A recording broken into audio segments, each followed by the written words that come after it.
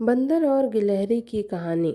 एक घने जंगल में एक चालाक बंदर रहता था। वह दिन भर पेड़ों पर उछल कूद करता और मज़े में रहता। उसी जंगल में एक नटखट गिलहरी भी रहती थी। गिलहरी बहुत शरारती थी और उसे दूसरों को परेशान करने में बड़ा मज़ा आता था। गिलहरी रोज़ सुबह उस बंदर को सोते हुए देखती और धीरे से उसके पास जाती।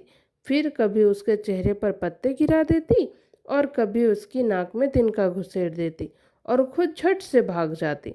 बंदर हर बार गुस्सा हो जाता, लेकिन गिलहरी इतनी फुर्तीली थी कि वह उसे पकड़ नहीं पाता। एक दिन बंदर ने कहा, गिलहरी बहुत हो गया, अब अगर फिर मुझे परेशान किया तो मैं तुम्हें ऐसा मज़ा चखाऊंगा कि ज़िंदगी भर याद रहेगा।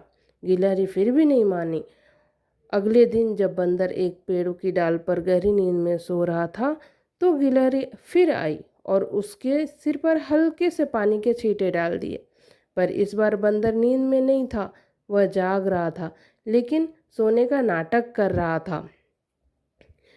जैसे ही गिलहरी मुड़ी, बंदर ने झट से अपनी पूंछ पेड़ के एक टहनी से मजबूती से बांध दी और जोर से चिल्लाया, अरे बचाओ, मेरी पूंछ फंस गई।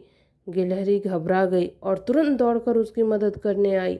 जैसे ही वह उसके पास पहुंची, बंदर ने झपट कर उसे पकड़ लिया।